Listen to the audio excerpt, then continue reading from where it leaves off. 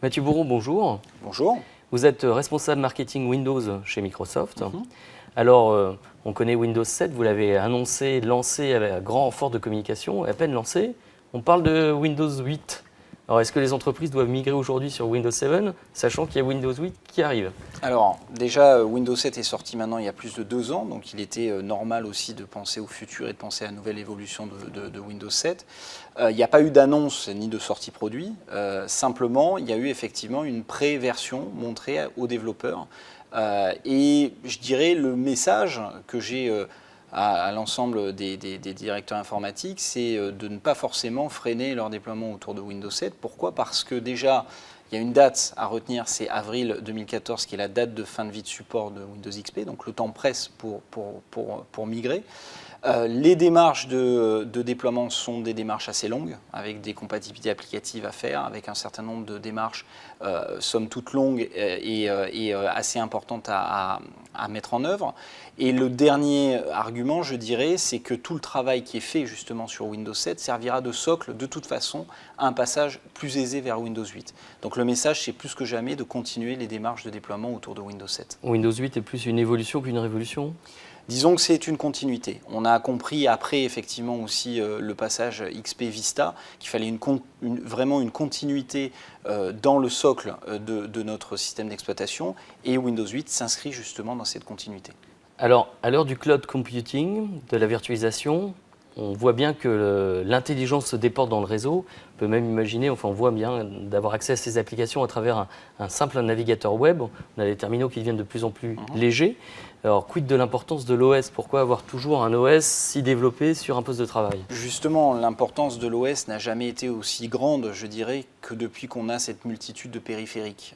Déjà parce qu'effectivement, on va avoir à la fois du terminal léger, on va avoir aussi du système d'exploitation de téléphone pour des populations beaucoup plus nomades. Donc on a la nécessité de pouvoir intégrer un système d'exploitation qui soit fiable, qui soit sécurisé et qui permette d'accéder à son poste de travail, quelle que soit sa situation. Et justement, avec l'expérience que l'on a autour de Windows, qu'on a également dans le mobile, avec Windows Mobile, on a cette crédibilité et ce produit qui permet de répondre à tous les usages en mode déconnecté, quelle que soit son utilisation et quel que soit son profil d'utilisation.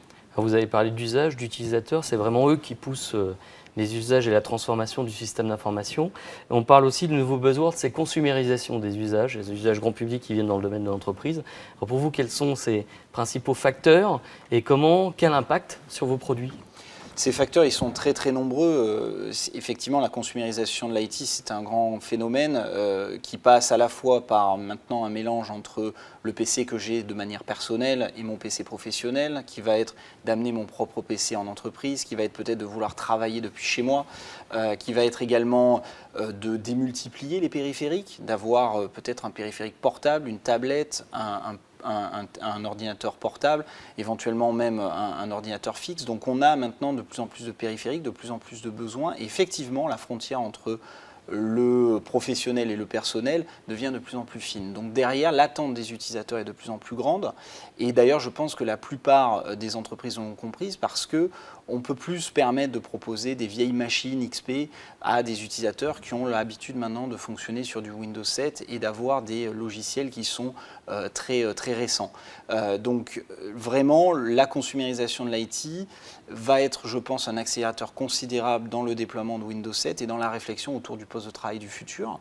Et au même titre que la virtualisation ou même qu'un certain nombre d'autres technologies comme le cloud participent justement à cette réflexion et à cette refonte du poste de travail qui finalement depuis une dizaine d'années ne se posait plus puisqu'on avait XP d'installer sur un poste de travail et que finalement on avait une machine orientée plutôt IT, la même pour tout le monde. Or ça, c'est quelque chose que l'utilisateur n'est plus prêt à accepter dans le poste de travail du futur. La grande leçon, c'est qu'il n'y a pas une réponse unique, mais plusieurs typologies de réponses en fonction des besoins. Exactement, et je pense que justement la force aussi de Microsoft et la force des produits Microsoft, c'est de pouvoir proposer l'ensemble des solutions de cloud, de virtualisation, de clients également lourds, optimisés. Bref, tout un panel de solutions qui vont répondre à la plupart de ces scénarios métiers. Très bien, Mathieu Bourreau, merci. Merci.